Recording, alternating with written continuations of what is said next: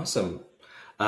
Hey, Nick, good to see you again. For everyone joining us today, Nick is somebody I met, I think I just met via LinkedIn, probably like last year. And he's been doing some really cool stuff at TAC, which is just philosophically very aligned with the way we've been thinking about go to market at Letterdrop as well. And he's been helping a lot of companies actually think about people first go to market and how to really think about building those authentic relationships in a world where for the past 10 years, we've just been trying to run this repeatable revenue playbook, which is starting to fail, where you can't just keep adding people and volume. So I'm very excited to have a conversation with Nick today about just general trends in industry, what's going on attack, and how we sort of view go to market kind of changing and how people should be at the forefront of it. Yeah, excited to be here. Thanks so much for having me. I mean, we are so philosophically aligned. And again, before I co-founded TAC with Mark Killens, who he spent 9 years at HubSpot, built HubSpot Academy. He was at Drift for about 3.5 years, and then we worked together at AirMe. But I was at companies like Clary, Alice, playing at a lot of like Martech and sales tech companies. So I have seen a lot. I was in sales before I was in marketing. So I feel like I understand the sales side of it as well as the marketer's point of view. And I'll be honest with you, the economy is terrible. I mean, I don't have to tell you that as someone that runs a company. Like B2B go to market is in need of serious help. And when we think about just the old way versus the old way is so company first go to market. Like you think about it, and this can go to sales, it can go to marketing, it can go to customer success, rev ops, whatever. Like there's so much brand spam that's out there, and this isn't it's rampant. It's not a B2C issue. It's actually more prevalent in B2B, and everyone is focused on a spray and pray mentality. Now, I come from a company, Alice, gifting platform, which is a good example. And I worked with a lot of salespeople, a lot of BDR, SDR leaders, and so many of them were used to the spray and pray mentality, which I think is where we kind of align on. It's just like there's a better way. They cared more about the quantity of the leads. Like, hey, if we can just pump this, if we can just pump, 500 dials or 500 emails or 500 gifts, that's going to translate into something. Like they didn't care about the personalization behind it. And they were like, we just want to capture demand, but they had no plan to actually create that demand. They were just like, it's out there. We'll capture it at some point, whether it's spray and pray, whether your relationships with these prospects and customers is going to get tarnished. Like it was so transactional. And everything that you do, and again, I feel like we've known each other for years now, and I've always been a big fan of everything that you're building over at Letterdrop, and like huge believer in it because what you are building, what I believe in, is not transactional. It is not on your own. It is a team effort. There's unification across everything. It's not about brand spam. It's like, how do you actually not spray and pray? How do you take meaningful interactions? How do you take personalization? How do you focus on the lead quality of your prospects versus the quantity? It's like, I would much rather, and I tell this to salespeople all the time because it's so weird now, like running your own business.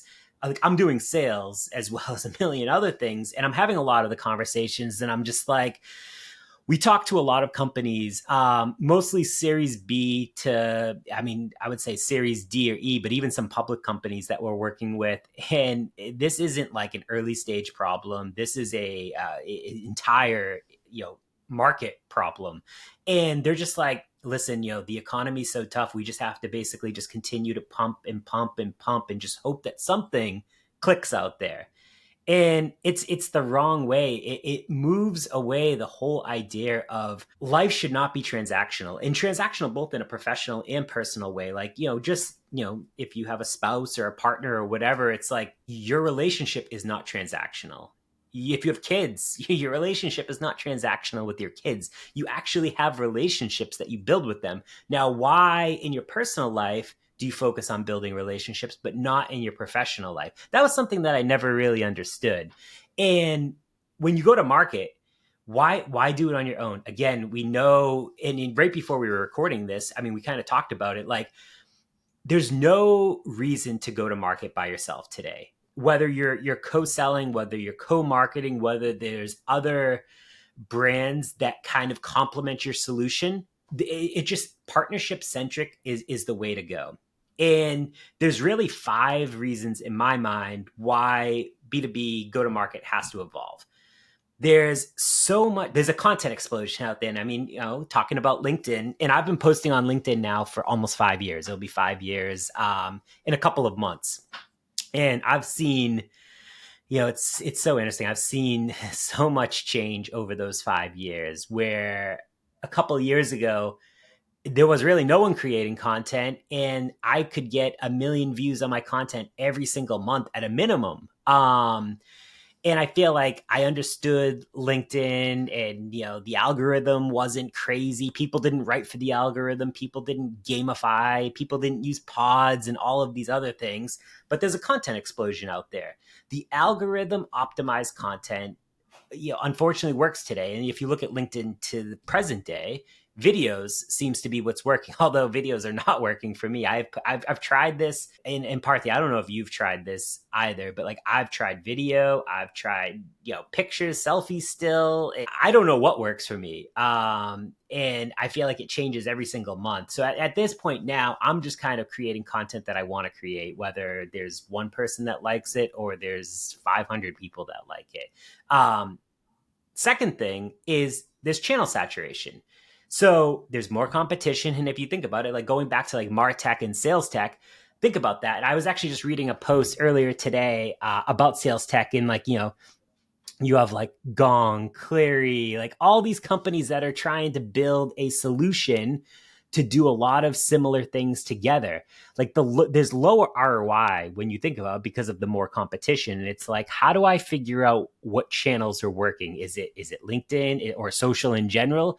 Is it events? Is it direct mail? Is it paid ads? Like, there's so many variables as well, but it's another reason why B2B has to evolve. Third thing is cookieless future. So when you think about, again, right before we were recording this, we talked a lot about first party data. And so when you think about the privacy and first party data and like the whole cookieless future, it has to evolve into more of a quality conversation versus a quantity conversation, very much relationship driven and not transactional. Fourth one is the connection crisis. So, I mean, for someone like myself, I've been remote for 12 years now because I was in field marketing. So everything that I did, I always worked for a West Coast company. I usually handled the East Coast or Central or EMEA or APAC or whatever. And so everything that I did was remote. So it's just something that I'm used to. However, and I feel like this is, you're seeing it all over the news. Like, there's a shift from remote back to hybrid work, and even some in office stuff. So maybe this connection crisis will start to go away over time. But I do still think there's so many people that prefer the remote kind of mentality, which I'm absolutely one of them. People just don't know how to connect. People don't know how to build those meaningful interactions. So it's another piece of this whole thing. And then the last one, and I'm sure, I mean, you've been to a couple of events lately, Parthy. It's like the convergence of AI from an efficiency and automation standpoint. Every event that I have gone to, it's so interesting. And I'm working with a lot of companies right now on like their event strategy and like doing events, and every single one of them wants to slap AI somewhere on their like messaging, their booth. They're like, we gotta like, our CEO wants us to mention AI. And I'm just like, you're going to be like every other person in this vendor hall. And if you don't have a differentiator beyond that, outside of saying so and so company AI or so and so company with AI, like what's the point? It just goes back to a sea of sameness. So I'll pause in a second and I'll kind of throw it over to you. But like, those are the 5 reasons why I think B2B has to evolve. Like, it's so go to market today is so outdated. I write a newsletter, and it's every week, and it's called the People First Go to Market newsletter. And I basically just try to highlight how people buy today and what changes from a marketing standpoint, and what are the things that you can do to get executive buy-in, to get leadership buy-in, to make your marketing campaigns better, to make them more people first, to make them more human, to make them more not spray and pray, but to make them more personalized. And it's so interesting when I switched over that newsletter from being a creator specific newsletter. I think I had at the time like 300 subscribers or something. In the last, I would say, 6 months, it's exploded. We've got over 8,000 subscribers of the newsletter now. And like people want this information. The amount of emails that I get back every Tuesday when I send this newsletter out is like, I wish I knew this earlier in my career. Thank you so much. Like, why does no one talk about there's a better way to match how people buy today? And I'm like, that content's out there. People just aren't actually doing things that want to showcase it. So I'll pause there. It's kind of, I can go I can go on a rampage on this. But you have to use storytelling, you have to use relationships, you have to use partnerships. Like that's what people first is. And that's what any good business owner, marketer, salesperson, what executive, they should all use those things to ultimately create, capture, and convert demand into revenue. Yeah, no, I definitely agree with all of that. I'm trying to like almost play devil's advocate or give give the ones who don't want to change, like give them a chance. I'm just like hey, like we're all rational people, or at least Yeah. like you believe you're rational too, right? And so and I had this recently. I was talking to a VP of sales recently, and he was just like, no. He was just like, I look at what you guys are sort of proposing at Letter Drop, and like conceptually, yeah, like I guess it all makes sense, but it's very different from what I've been doing for the past 15 years. And look, I'm not going to take a risk on something new when something I know has been working for me for the past 15 years. You're asking me to follow like a new kind of playbook over here. That's risky for me. I just joined this company, like I'm under the microscope essentially, like the CEO, the board's watching me, and I need some easy wins over here. And I was like, you know what? I get it. I totally get it. Maybe if I were in your shoes, I would do the exact same thing. And I do think that the old spray and pray type approach, it's not that it doesn't work at some level. It does work. Like if you Yes. reach out to enough people, some percentage of them will respond to you positively. Like at Alice, you mentioned, Yeah. hey, like you kept on reaching out to people. Like they would have stopped if it didn't work. It was working, was the point. Now, was it an efficient way to get to that same result? Probably not. Was it also burning a lot of bridges with people and annoying people in the process? Probably true. Um, was it short-sighted and only looking quarter to quarter and never thinking about how are we going to build pipeline a year or 2 years from now? Definitely so. It's not thinking about creating that demand. And so I think part of the reason why people struggle to get out of this mindset is they're getting some results from what it is that they're doing today. And it's very scary to, and it actually doesn't require that much thought. It's truly like push. And so now to try something new, which requires much more thought, requires more effort, requires more energy, which might be more effective, like that scares people. And so that's where I see like, hey, Hmm. like here's where there's that disconnect. And that's hopefully like maybe like people like you and people like me, like what we're trying to do is make it easier for people to make that leap. Because at some point they aren't going to see this themselves in their own business. You're just like, I hired 5 new SDRs.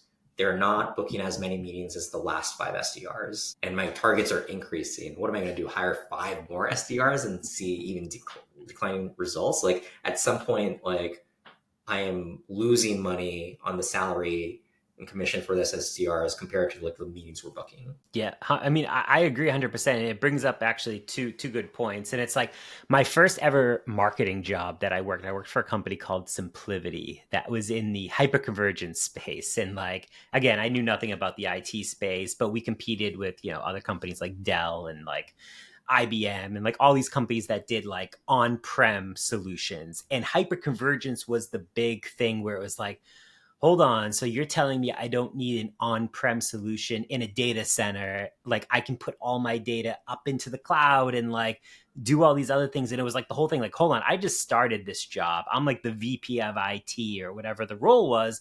And it was like, I can't take the risk or the gamble on something that, like, not that it wasn't proven, but like, you don't want to be the guinea pig at the end of the day, because let's be honest, if it doesn't work, you're probably going to get fired. You're probably going to lose your job. And same thing when I worked for a company called PlanGrid. They were in the construction tech space. So basically what they did was they digitized blueprints. And like from a construction industry standpoint, like think about that. Like for years and years and years, construction, at big job sites was done by big, huge blueprints, and these blueprints surprisingly cost a lot of money. Each one of those blueprints, like a stack of them, cost about $60,000, which I actually didn't know until I ended up working there. And so what PlanGrid did was they digitized that blueprint, but they needed the iPad to come out first from a tablet perspective to be able to do that. And they built software. But we would go to job sites. Like our sales team, again, it was like you had to go to job sites. You sold job sites to job sites to get the name out there, to then ultimately get to like the head construction like office, and like they would push it down regionally or across the country. But so many foremen that were in their 50s, 60s, even a little bit older, were like, listen, I've used real blueprints for 30, 40 years. You're telling me I have to use an iPad to go and do all these things? And similar to like the SimpliVity story, these people don't want to take a gamble on something, because what if it doesn't work? You lose your job, you can't feed your family, like your world could crumble. And I agree with all of that. I've seen it firsthand. And I'm not saying that you need to 100% jump in and go all in on like a people first or a human centric go to market method. Like I listed out all those things, but if you can start to pick and choose, it doesn't even have to be that hard. Like when I think of what's a way to build meaningful interactions, what's a way to make your marketing more people first, it's putting pricing on your website. Super simple. That's not that hard. Whenever I buy technology, even for ourselves or for clients, like I go to a website, and if they don't have their pricing on the website, I immediately bounce off of it. Like, just not interested. I don't want to sit and talk to SDRs and salespeople. Like, just let me go see what the pricing is, see if it fits into what I'm looking to do, and move on. And like another thing is like your marketing emails. So often, in a lot of companies that we still help, like they send their marketing emails from, say, marketing at xyzcompany.com. There's no it's not a meaningful interaction. It's very transactional, because it's like, marketing is just sending another email. Like it's kind of going to a sales point of view. It's like spray and pray to a certain point. Why can't those marketing emails come from a real person? And whether that reply to is a real person's inbox or not, it doesn't matter. But like that email sender is a real email, Parthy at Letter Drop. I don't want to say your email in case people like message you, but like you have your picture on there. I can say, oh, hey, Parthy's sending me an email. I'm going to open that, versus marketing at letterdrop.com. And it was like, cool, another marketing email. I probably won't, to be honest with you, I probably wouldn't open it. And I think there's small things that you can do over time that ultimately leads to a compound effect, that will make it easier for you to start to pivot from that old way to that new way, while getting short wins along the way. Yeah, I like that example you just mentioned about, hey, moving away from just the company brand to the individual, because ultimately when I see something that's from a company, piece of collateral or outreach or whatever, I know that the company has no incentive apart from trying to sell me something. Now, when a person at the company is reaching out or I see their name, suddenly it's more multifaceted. I'm like, this is an individual. This is a person with hopes and dreams, and maybe they watch football just like me on Sundays or what have you, right? And so it's an interesting conversation where I can learn something from this person. So Alice, for example, I'm sure your presence drove a lot of pipeline for Alice. I can't actually name a single person at Alice, apart from you. I don't even know who the CEO is. I don't know anything. I think it would have been very impactful if maybe the CEO and all those BDRs and A's you kind of mentioned, right? Instead of just throwing out a gift from like Alice, it's just like I received a mug from somebody at Alice. It's not about the mug. It's about hey, there's this person. Hey, here's like Nick from Alice. Nick has been educating me about how to think about outbound strategies with gifting in thoughtful ways for the past 6 months. Nick just sent me something that like something that makes sense to me. He sent me a gift. I got to see that firsthand. It's now a relationship between me and Nick as opposed to me and Alice, which is just way weaker. And I Yes. think when companies don't lean into that and they treat their employees as like fungible, it's just like, oh yeah, SDR comes in, SDR goes out, AE comes in, AE goes out. You're just losing out on a lot in terms of what makes people people, and like how effectively they can sell and persuade and build relationships. Because the way technology is going, I think a lot of those kinds of jobs or those activities will be automated. Is the reality, right? Like there's a reason why there's like 50 AI SDR companies right now. It's just because a machine can do like the automated emails and all that kind of stuff. And so the reason you need people is for relationships at this point in time. Yes, absolutely. Well, and it's honestly, when I was at Alice, I drove I drove $2 million in pipeline through my LinkedIn content. Again, built that relationship with people. 60% of that closed, so 1.2 million.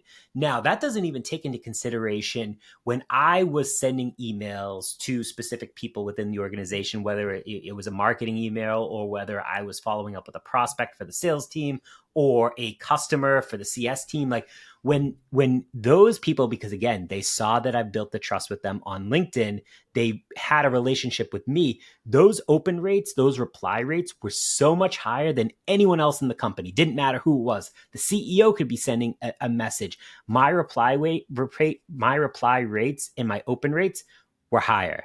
And it goes to the point when you can educate people, like you said, when you can build those relationships with people, it actually does impact the bottom line for the company, whether you can directly attribute it or not. Like there's ways that you can ultimately show influence, source, all of those things, but like attribution is a whole different conversation. But sometimes you just have to believe in the people and empower them to be able to do these things and support them to be able to do these things because as an executive that it will pay off because you've seen it firsthand. That's really interesting. I think I saw something from Brian Lumana talking about how Gong actually wanted to do a campaign, but they thought it would be way more effective if it came from Brian's account as opposed to just like company account or anything along those lines, just because Brian has built that relationship with thousands upon thousands of sellers. And so, yeah, it just goes to show you that I think the people do matter. And I think a lot of companies do not invest in their people.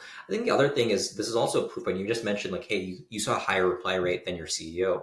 When you receive an email in your inbox or a DM or a cold call, whatever, forget the channel.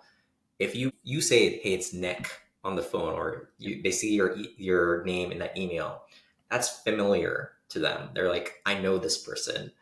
Versus even if the CEO of Alice reached out, they're just like, I don't know this person. You are equivalent to random SDR, like offshore SDR in the Philippines, and you have the same weight in my inbox in terms of like me wanting to open that email, unfortunately. Yeah, 100%. And it's just, I can tell you, every company I've gone to, and maybe that's partly why I've stayed in MarTech and sales tech.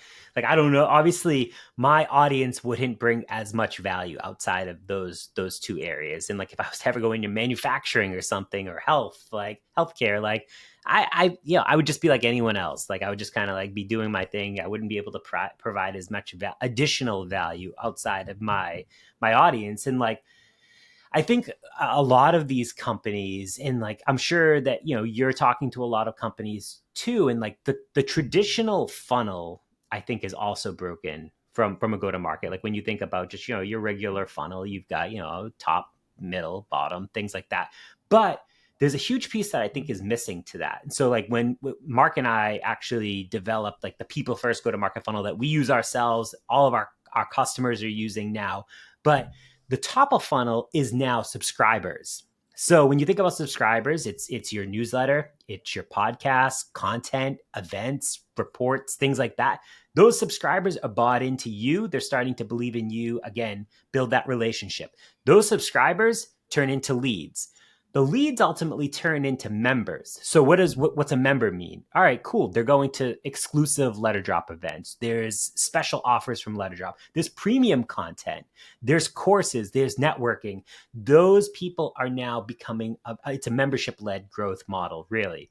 Those members ultimately turn into opportunities. From there, they're turning into customers, services, support, products, things like that. And then ultimately, they become champions. And that is the way that we've been trying to teach it recently. It's connected with a lot of CEOs, CMOs, things like that. No one else has tried to like build a funnel like this and explain it where it's starting with subscribers. But once you see it from a visual standpoint, it actually makes a ton of sense. Absolutely. I think what I like is the community aspect of it. I think, Mm, for example, I think a lot of software is straight up getting commoditized. It's yeah. just easier than ever to build software. Like you were at Alice, there's like Sendoso, there's ReachDesk, there's a whole bunch of other gifting platforms over there. And I'm sure all of them have certain strengths and weaknesses and all that product wise. But a lot of them are like driven by go to market effectively. And so then the question really becomes how do you build that kind of community or why people pick one solution over the other? I want to point out, I want to harp on something that you mentioned was, hey, I work in marketing and sales tech now because I feel like that's where my audience is. I do want to point out that I do feel like most anyone can build an audience in any space if they try. You already have compounded in this space. And so maybe you're just like, the cost of me going away from this is too high. I'd rather double down. Yep. But I don't know if like a random seller is entering like an industry, like a new industry, I wouldn't limit themselves to thinking I can't educate or I can't talk about problems we solve for our customers because I'm not in their shoes. I think that is truly false. If you believe that and you're in sales or you're in marketing, why are you getting on a call with the person and isn't that just the same thing one on one? If you have the confidence to do that one on one with somebody, if you can get on call with a prospect, you can listen, do some discovery, learn about their problems, and make a suggestion in terms of how they should be thinking about this problem. Not necessarily because you're an expert, but at least like you've done this for 50 other companies which look like them before. That is valuable in and of itself, and you can talk about that. And so I think there are a lot of people who are afraid of putting themselves out there or doing anything that's non-standard or that's not by the book from the company because they don't feel that they have that confidence. You're like, I sell to CT. You mentioned you were at the company that was selling to VPs of IT, right? Yep. Look, like you don't have to have formally been a VP of IT. You can still go and say like, hey, we bring VPs of IT together. I have been around these people for long enough that I can hear all their problems and here's how some of them solve it. I'm a storyteller. I'm just telling a story of how they've solved their problems. And by being a curator in that space, you have now sort of like borrowed some credibility from them. And now a new VP of IT says this, and they're just like, hey, Nick seems to know what he's talking about. And so even if he hasn't been in my shoes, he seems to have done his homework in terms of understanding us as a persona, and so I think it's still worth a conversation. And I think any seller who says like, I am not that person, or if you paint yourself as not that person, like ask yourself, why does that VP of IT want to talk to you? Why should they respond to your email? Why should they respond to your outbound? You have nothing to offer to them. And so you should it's better to put yourself in that position where you do feel like you can add that value and you deserve to book that meeting in some ways. Yep. I agree 100% with you. I was more speaking to it from like me personally, just because again, it's compounded over the years where like I know that like, hey, if tack doesn't work out and I need to go back in house, there is a decent amount of people that I could just ping, and more than likely I could find a role somewhere back in house. Now, like if I was to ever start over and like if I wanted the challenge of like just going into something completely different, which honestly might not even be a bad idea considering how terrible like tech is in general. Um, like you could absolutely do what you just said. Like for me, do I want to, yeah, I mean, I'm not young, but I'm not old. I'm 37. And it's like, do I want to go through and like and invest another 5 years of like building from scratch. And for me personally, I don't know if I want to do it at that point, which is why like I would probably align more to like just tech in general. And hopefully the economy turns around at some point, whether it's 2025 or 2026. And like, yeah, it'll probably never be pre-COVID, but like will not be as bad as it is right now. Yep, absolutely. Um, Nick, I know we're roughly towards the end of this conversation, but yeah, no, very excited for how companies start thinking about this. To your point, economy is a little rough for a lot of businesses, and so a lot of people don't want to take risks on new things. They're trying to do the same old, but at the same time, I think the companies that do survive or come through this on the other side succeeding are the ones which took calculated risks. They're like, hey, I do need to try something new because if I just do what I've done previously, I'm seeing the trend and it's not looking good. Yeah, I agree. And I mean, Mark and I talk about this often. We're just like, listen, if we can like weather this storm and kind of like push through and continue to like champion like this whole new like movement, that's what we're trying to do. It's like it's a movement, and just like any movement, it's like it's going to take time to get people to buy into it. But as two individuals who have, again, educated a lot on LinkedIn and other social media platforms, people are willing to join us for that ride. And I think it makes a huge difference. I don't think we would be where we are today. We built a seven-figure business. And most people, when they start a company, they struggle for months. And it's just like for us, we started it, we were able to immediately get clients because of the relationships that we built with people beforehand when we were at other companies. And people were just like, yeah, I'm bought in on like this new movement of like, yeah, I might not be able to implement it all today, but like I'm excited to figure out how to continue to implement it over time. And I think obviously, I mean, I'm incredibly thankful for LinkedIn, and I'm sure Mark is as well, because I think it played a huge part in kind of propelling TAC to like where we are today. Absolutely. Well, looking forward to more companies kind of coming around to that and putting themselves out there, trying something new. But yeah, it was a pleasure to have you, Nick. Yeah, thanks for having me.